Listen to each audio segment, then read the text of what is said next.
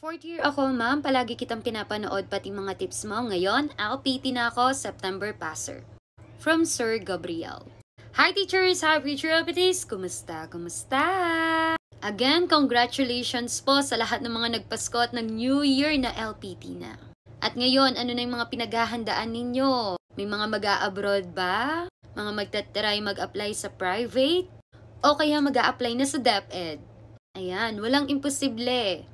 Basta gawin nyo yung part ninyo kung ano yung gusto ninyo. Gawin ninyo yung best ninyo.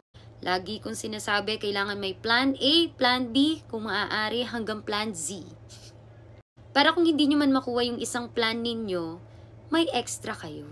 And here's another topic that you should know before taking the board exam. Naku, etong mga choices na ito, marami mga nagtatanong at nalilito pagdating dito. Pero sa totoo lang, alam nyo, ito yung isa sa mga pinakagusto ko. Napakadali lang naman intindihin nito. At tandaan. Okay, let's read the number 2 question. If you believe in a student-led rather than a teacher-led classroom, which philosophical perspective will be most useful to you? A. Traditionalist, B. Essentialist, C. Perennialist, D. Existentialist. Ano ang sagot mo? Kung alam mo na, i-comment mo na. At kung hindi pa, of course, pag-aralan natin yan. At tignan natin kung tama ang sagot mo. Paano ba sumagot ang mga ganitong tanong? Sabi ko nga sa inyo, Prof. Ed, it's about situational, pero kailangan may idea ka, may alam ka, concept. And alam mo paano tumingin ng mga keywords. Okay, sabi niya, ano dito ang ibig sabihin ng student-led and teacher-led na muna? Kasi sinasabi nito, mas focus ka. Mas naniniwala ka sa student-led kesa sa teacher-led. Ano nga ba ibig sabihin ng mga ito? Okay, pag sinabi nating student-led, students take the lead in their learning process. Ibig sabihin si student, siya yung mas kumikilos, nag-e-explore, at nagdi-discover ng knowledge independently and collaboratively. Ibig sabihin nito, more on, ang kumikilos dito, nag-iisip talaga, ay si student. Dito pumapasok yung learning by doing. Mas natututo si student pag siya yung kumikilos. While teacher-led naman, teacher is the central authority. Ibig sabihin si teacher, siya ang masusunod. Planado niya na ang lahat. Kinokontrol na niya ang lahat. At si student, susunod na lang. Makikinig na lang.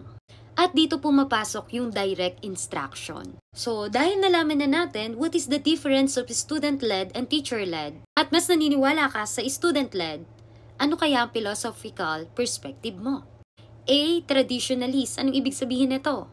B. Essentialist. C. Perennialist. D. Existentialist. Kung mapapansin ninyo, may isa lang dyan na kakaiba. At siya yung student-led. Ang tanong, alam mo na ba to? Kung hindi pa, wag na nating patagalin pa. Okay, pag sinabi nating traditionalist, si teacher-centered methods and strict adherence to established norms and practices. Parang yung mga sinasabi natin mga traditional teachers, so focus sila sa mga norms and practices. Si teacher ang nasusunod.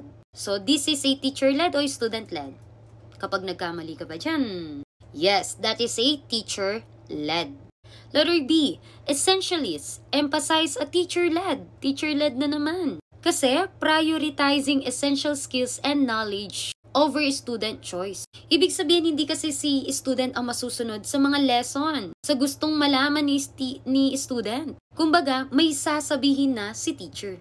Focus ni teacher, maituro na sa mga bata ano yung mga essential skills, yung mga basic knowledge. Dito pumapasok yung 3 R's.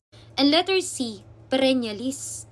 Another teacher-led na naman to. Pag sinabi naman nating perennialist, promotes timeless and universal truths. Ibig sabihin ito yung mga tinuturo na hindi parang na-expire. Ibig sabihin yung kailangan natin to simula pa noon hanggang ngayon.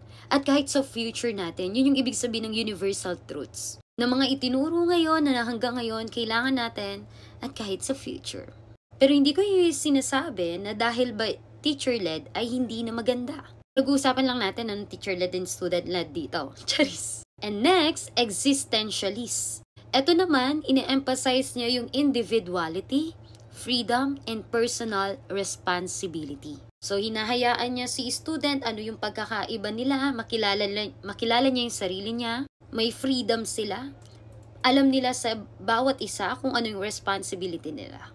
And teachers following this philosophy encourage student-led classroom where learners have the autonomy to explore their interests, make choices, and take ownership of their education. Alam mo, sa totoo lang, letter D, itong existentialism na ito, o itong mga existentialist na ito yung meron tayo ngayon. Tama? Okay, going back to our question. So, what is your answer? Kung mas naniniwala ka daw sa student-led rather than a teacher-led, ano yung philosophical perspective mo dito? What is your answer? Of course naman, sa dami ko ba naman sinabi, hindi mo pa makukuha ang tamang sagot. Charis. Okay, the correct answer is letter A?